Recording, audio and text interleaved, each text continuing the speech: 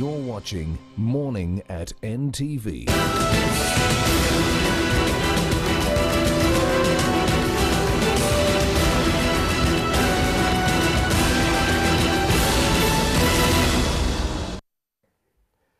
Thank you, our viewers, for continuing with us here at NTV on our live broadcast here in the morning. And we have a big story that all of you, of course, this is not pretty strange, it's everywhere. And today I think I just need to be in the immediate context of the news. And everything is being taxed. That is literally a statement I'm getting from, feedback from some of my colleagues around town. And it's quite worrisome. We need to ask and probe how these decisions are made, why they are made, and whether actually the repercussions of such decisions are known.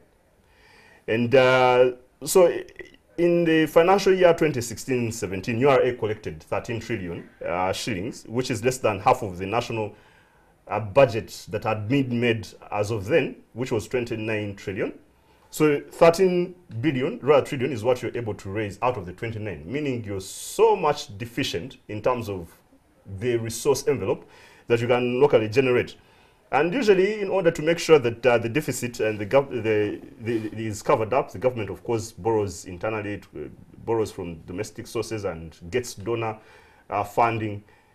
And now, there's a proposition as to make sure that that gap is still bridged, to do more tax measures and extractions from the public, from the same particular population, majorly, the people who are already actually being taxed, to have extra taxation on them.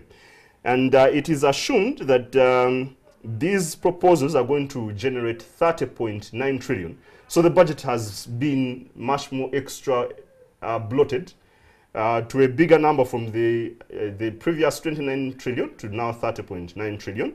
And the domestic taxation raise and, of course, sourcing of revenue is anticipated to be 16.4 trillion. So meaning that there's just an extra scale of about 3 or 4 trillion from the previous anticipated revenues to be generated from the local pool that is being raised, which is not quite a significant number. But the tax propositions are very frightening in as much as actually it's a little proportion of what is contributed to the local domestic sourcing of taxes.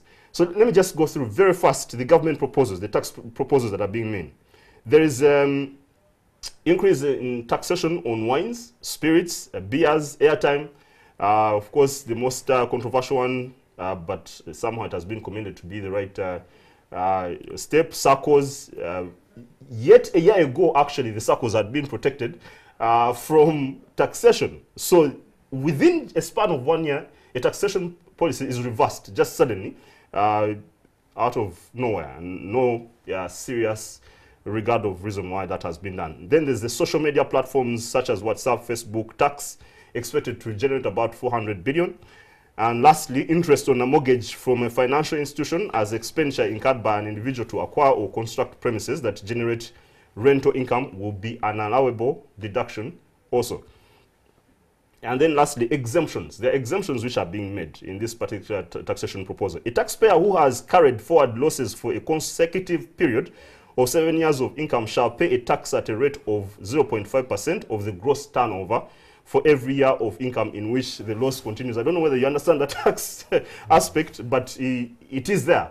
And I think my panelist here, the person who is going to help comment on this, is going to give us a better light on that. And then the income of a developer of an industrial park or free zone whose investment capital is at least $200 million for a period of 10 years from the date of commencement of construction will be exempted from tax.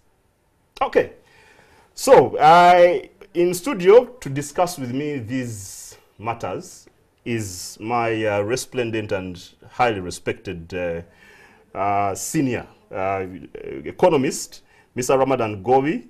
He has been one of my academic tutors in my international business class, and he taught me Uganda economist. And whenever I see him, I'm grateful to meet him. Good morning, Ramadan. Good morning to you. Thank you. You're welcome. So let me just start with asking what's the taxation policy making process in Uganda here, and what are your concerns regarding these recent tax propositions? Thank you very much. I think I will start by saying that tax is a necessary evil in every economy. For you to have an economy, you must have some tax regime which helps you to raise enough revenue to finance a substantial, proportion of your budget, and then you add on some borrowing, which we call deficit financing.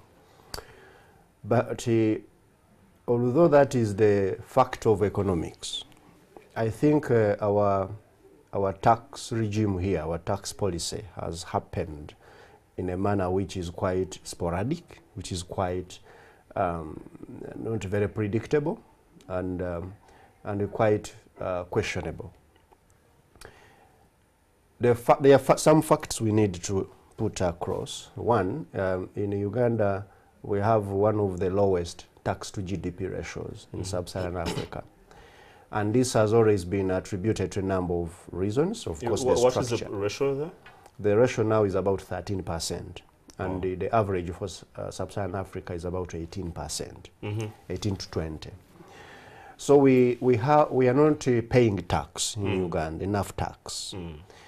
And many people and research papers have attributed it to the structure of the economy of Uganda. That the economy is structured in such a way that it is very difficult to tax the economic activities which generate the GDP. The informal sector, the agriculture, and these are the tax exemptions we have been having, which now government is a bit reversing. And as a result of that, very few people pay a lot of tax in Uganda. We are taxing a certain small group of people, yet the economy is quite broader. We have failed to capture the informal economy to tax it, have failed to capture the primary sectors, especially agriculture. And as a result of that, we have generated very low level of revenue for us to be able to finance the huge budgets which are expanding every day. So there has been a pressure on the government from their multilateral partners, the development partners, as well as from even within the economists and other civil society people and so on, have been putting a lot of pressure on government to raise enough tax revenue to reduce this borrowing. Yes. And I think government now woke up and said, why don't we do this? Because it is doable, let us tax them. But at the end of the day, they ended up targeting the same products. Exactly. A few same products and people. Yes.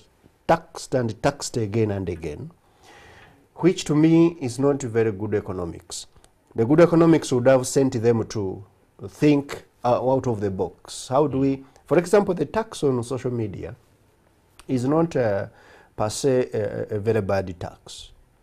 I was on this TV and I said that if you think about the need to maybe bringing in what we call a Piguvian tax, scene tax which will reduce people spending money on things which are not so important in their lives. It's not tax on medicines, not tax on beverages. Then that tax could be permissible to some extent. But when you come now to, again, tax the same people who are on social media now, they are the ones drinking these beverages, they are the ones who are going to pay the tax on mobile money transfers, they are the ones to pay tax on all these sorts of things which government is proposing. And it's not newly introduced taxes, it's just an accumulation or perhaps an increment. Oh yeah, they are just adding. Yeah, because they say we shall add on 100 shillings, exactly. 200 shillings. So it's like you're not a bit, you have found that those people can afford to be taxed and taxed again. And I think that's not good because tax has a negative multiplier. Of course. Tax affects the ability of people to create wealth. Yeah. And in economics, we usually say that whenever you are taxing, ensure that you are very careful that you don't create a lot of anxiety amongst those you are taxing. Yeah. Otherwise, you may turn that tax to be a bit regressive, yes. And at the same time, it may discourage economic activity. Government needs money. It should raise money from us by taxing us. That's a fact. But I think the people who are thinking out the taxes a bit lazy, as I've already said.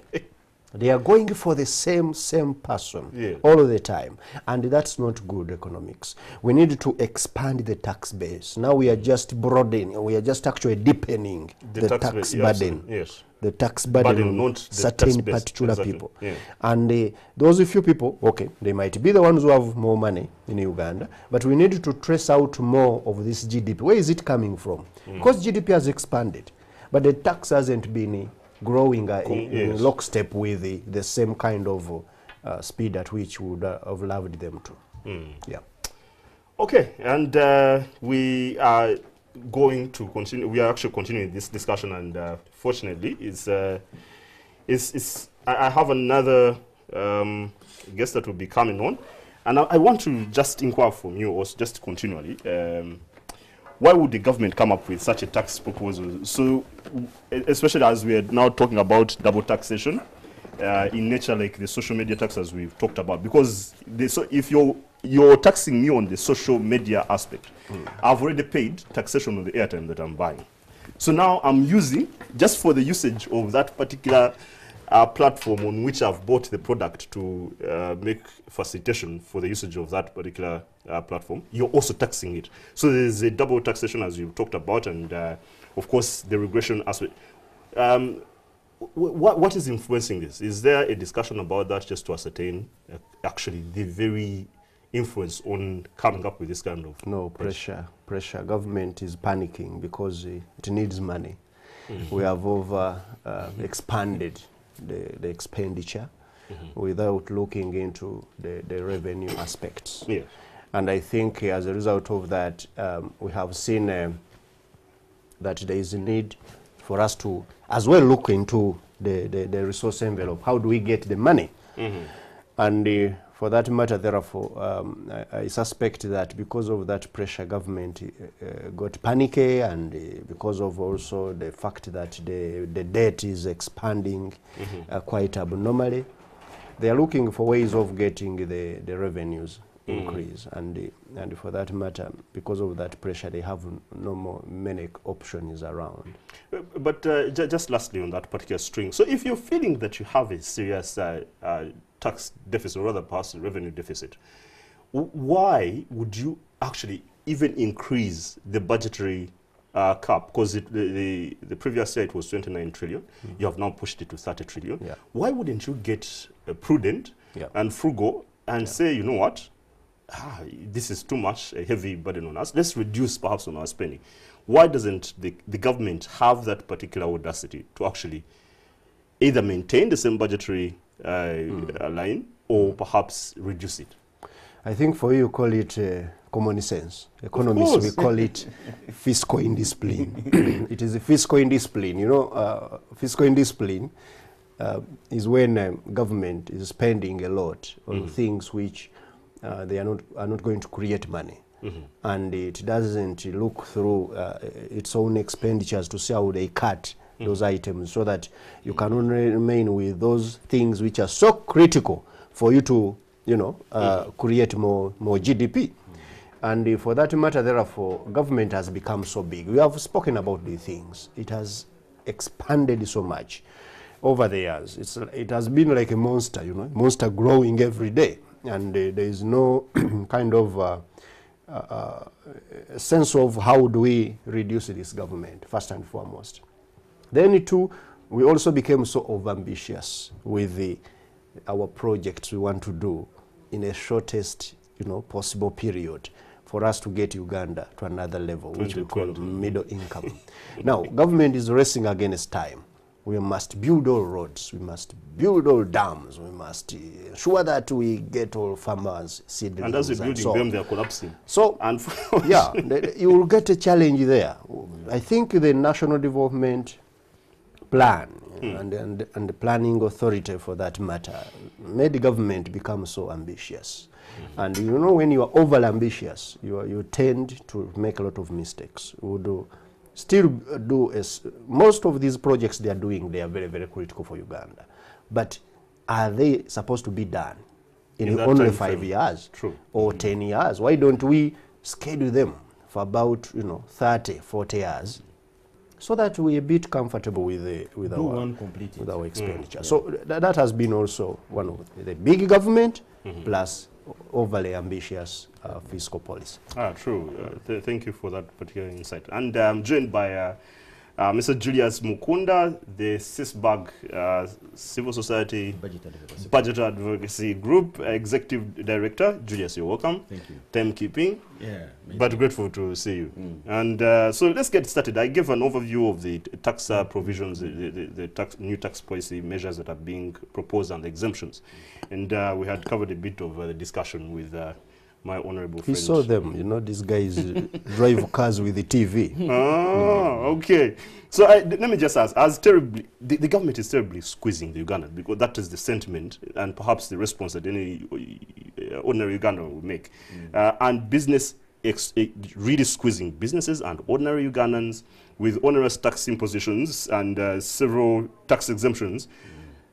Paradoxically have been made. Okay, one of them is that a taxpayer who has carried forward losses for a consecutive period of 7 years of income shall pay tax at a rate of 0.5%.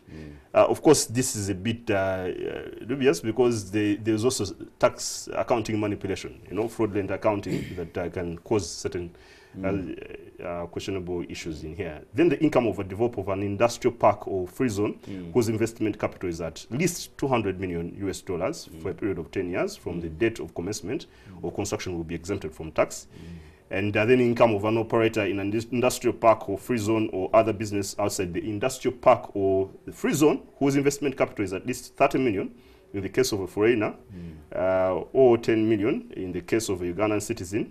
$10 million. $10 million, apologies, yes. For 5 years from the date of commencement. $10 million is, you're talking about 36 billion or 37 billion.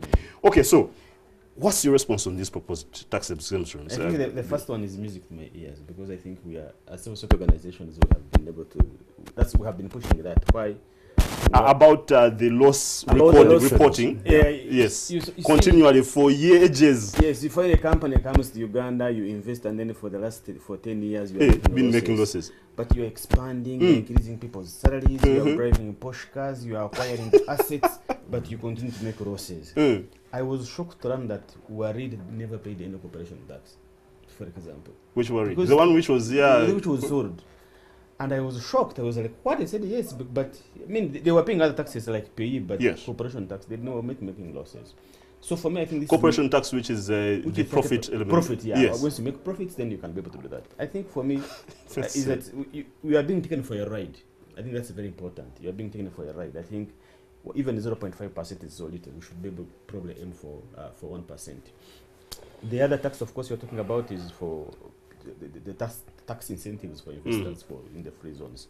I mean, like we have been talking about, is the tax incentives in this country is a necessary evil, because you can't run from them. Kenya, Tanzania, even South Sudan up here, Rwanda, they all have tax incentives. So you can't say you don't want them. I think the most important part is to ensure that we monitor how these incentives are being utilized. Because once we provide these incentives, then we should be able to have benchmarks upon which we should measure your success. Because if you come to invest and say, I'm going to put in 100 million Ghana shillings, I would employ 200 people, I would export this amount of goods and services, we should be able to monitor that, see whether you are doing that. If you are not doing it at the end of the day, we just remove the incentive and then somebody takes it over. Are there any scenarios that have occurred in that regard? That perhaps I mean, say we have chapati investors in this country. I mean, they register with the Uganda Investment Authority that I'm going to bring in a capital $100 million, and the fellow ends up on the street doing chapati. So really, that's one of the things I think we need to tighten our belts on to expand it, to ensure that our taxation base expands and the right people don't take advantage of our economy. Let me ask now, if it's a newly established business in Uganda, a local business. Yes. Is there an argument, perhaps in your civil society perspective, to actually give a tax holiday to a newly established, to a newly set up business, so that it can be an incentive of entrepreneurial support to the locals, that you do not come and give a tax burden immediately as the person has set up shop. Because actually that's why people are going into formal business. I don't know what your thought is about that. Do you think in the long term it would, it would make good sustainable taxation provision, or it is still be, it's not an appropriate step to take in order to support local business? One of the challenges we face in this country is around regulation. How would you invite an investor to come and make chapatis and you give him a license? I mean, that's ridiculous. But he said he's going to put 100 million. But he's going to make chapatis the way we make chapatis, and I don't think even they're going to make even better chapatis than the way we do them in one day. Yes. I mean, the whole point I'm trying to make is that we need to bring people who can add value to what we are doing. If I'm already a producer of chapati, and I make them so well, why would I need another chapati person to come and then actually he's going to cause, what is going to happen is that he's going to compete with you, you run out of business, and they stay in the business. And the challenge we have in this country is that the profits you make, all of it, you can reproduce all the profit you make out of the country. Yeah, now I need you to answer, to help give a response to my perhaps speculative proposition. Yes. Do you think Ugandans who are setting up business for the first, maybe let's say first year or first 2 years, should be exempted from taxation? If it's newly an established business, if you're going to really support sustainable business environment here? No, I think that the most important part is that we have our taxation, our tax incentives guide is out, and it's open for everybody. In my thinking is that once you are going to start a business, like any other person, you should be given a leeway whether you're going to make profits or not. Because you see, business is around making profits. If you don't make profits in the first year, you're not going to pay taxes. If you make profits, then you can make taxes. You have to make taxes. You have to pay. So you're of the view that actually taxation should start from the ground, from the word go, as long as you make If you make a profit, pay some. And all right. And not all of it. Okay. I think it's important that we all pay taxes. I understand, but we know, so if you're talking about the principle of incentivization, and you're having this young baby who is growing, and all of a sudden as it starts just, doing toddling, then all of a sudden you come in and you want to extract. But let's not overextend that. Ramadan. Yes. So in the proposed excise duty amendment bill 2018, the government plans to tax opaque beer 30%, still just the specificities, or 230 shillings per litre, undenatured spirits made from locally produced materials, 60%, that amount of money.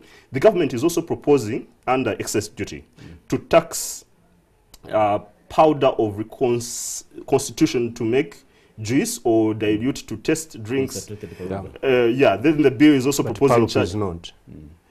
Then the bill is also proposing taxation or charges on money transfers or withdrawal services. So just the movement of money should be taxed. And then the government is also proposing 1% tax on mobile money transactions. Literally just the movement of money is being proposed, rather is being sought for taxation. So I need to understand the argument being made by government is that the need for us to increase the tax base is inevitable. And for you to say this tax deepening is not actually the tax base. So, and the taxation measures are targeted toward literally luxurious spending. That's what they're saying. I need... Do you agree with this argument that actually these are luxurious expense areas that we... I think the tax on alcohol should be permissible. Okay. Not just because I don't drink, but okay, he's got Ramadan. So yeah, the fact is, the fact is, the world over, Burgundian taxes are the most popular taxes which governments use to raise money, because people who drink alcohol will not stop just because they are going to pay some 30% on those circuits and so. And there has been a distortion. Government taxes beer quite heavily, but they haven't been taxing the local brew, those other things, the circuits, the waraji, the marua, and so on. And as a result, Ugandans had descended now on the other unrefined kind of products, and it was destroying people's lives in this country. So I think that tax is both a sin tax. It's kind of a tax which is going to reduce people from destroying their lives, but at the same time it's going to raise money without a lot of hassle because, you know, alcohol has inelastic demand. That as prices rise, actually people even drink more sometimes. They want to now to believe that, oh, this is good for me to state my, or My expose standing my, in society, my ostentatious status. purchasing, yes. So that one is not a very big problematic tax. But the tax on mobile transactions, I think it's a bit not very, very smart tax because in this country, you know, our banking sector has been so stubborn to respond to incentives and policy and so on. And people had gotten a very good window through mobile transactions to kind of forget about banks. There are so many people now The inconvenience. who do not see the reason they should be inconvenienced by banks. The transaction of the check transfer from a payer to a recipient takes 4 years for clearance, another 4 days for clearance, which have reduced down now to 2 days. Yeah. Still 2 days. Yes, and if it is bounced, it goes back into the same maturation process of 4 days. You're killing 2 weeks of a person who's doing business, so I understand. Very cumbersome, and you know, Uganda is a country of SMEs. People of SMEs have small money transact, 2 million shillings downward. So they don't see the reason why they should be lining up in banks or going through that bureaucracy of banking and so on. So they have kind of embraced the mobile transactions very, very well. Now, when you come into... So you think this is a banking system taxation support? Yeah, I would actually say mechanism. It is a collusion between the banking sector and government.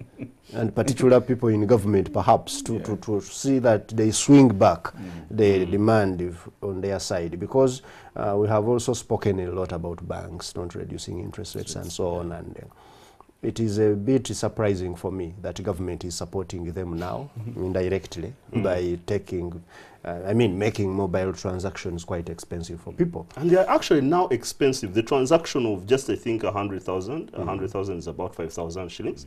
You're really depleting 5,000 shillings of someone who is simply transferring money to someone else. That's just... No, it was a bit okay, but when you go on increasing it, it's like a tax on fuel.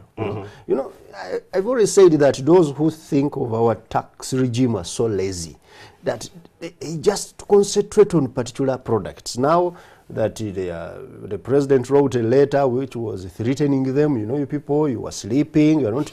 Now they are waking up to tax more. Those very people, they have been paying tax because I pay income tax, I'm the one who's going to send money also to my grandmother in Butambala or my mother to buy some medicine.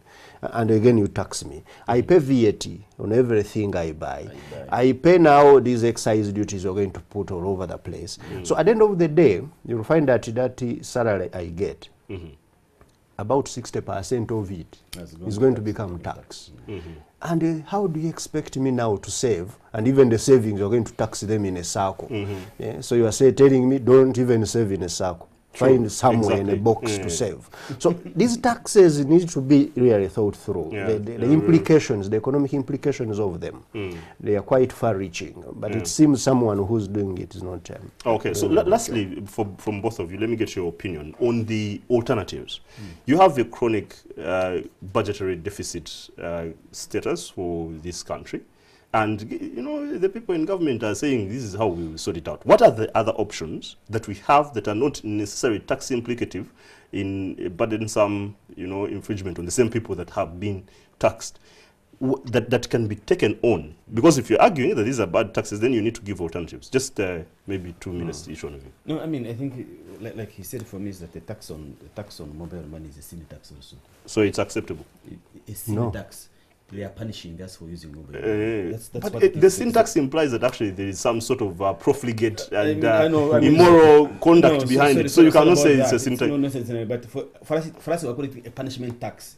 You are being punished for using mobile money. It's a lazy tax, I thought. And as such, they are just trying to tell you, please stop using mobile money. You use other platforms, which I think is... So being on WhatsApp because you're gossiping. That's another one. But on transaction on mobile money, I think that one is a punishment tax. They are trying to tell Ugandans, please don't use mobile money. And yet, more than 50% of Ugandans in this country are on mobile. Julius, what are the options? Just one or two. two options. Number one is that what we are thinking about and what we have calculated is that let us look at more on the charges, on the exercise duty on the charges, not on the transactions. But That you're one giving the same kind of option because No, you it's see- the same industry, it's the same people using that. It is the same. It is the same industry, and what we are saying is that if you don't touch the transactions amount, you are not touching individuals. You are touching the charges that MTN Airtel is charging you. You are only charging the charge that they have charged you already, so it won't affect you much. The other option is that what we have also realized is that there is an 800 billion on the escrow account that these agents have put together, a fraud of 800 billion, which is in these banks, and this amount of money is earning interest. Escrow account is what? It's a fraud account. Yeah. You see, when you are an agent and you want to start business with MTN, they tell you to open an account and put the money. In the essence, it is your money which you are transacting. True. If So, your mobile money agent, yes. 25 million for you And to when we collect. calculated, we found out that it is around 800 billion just on the fraud there being used. It is earning interest.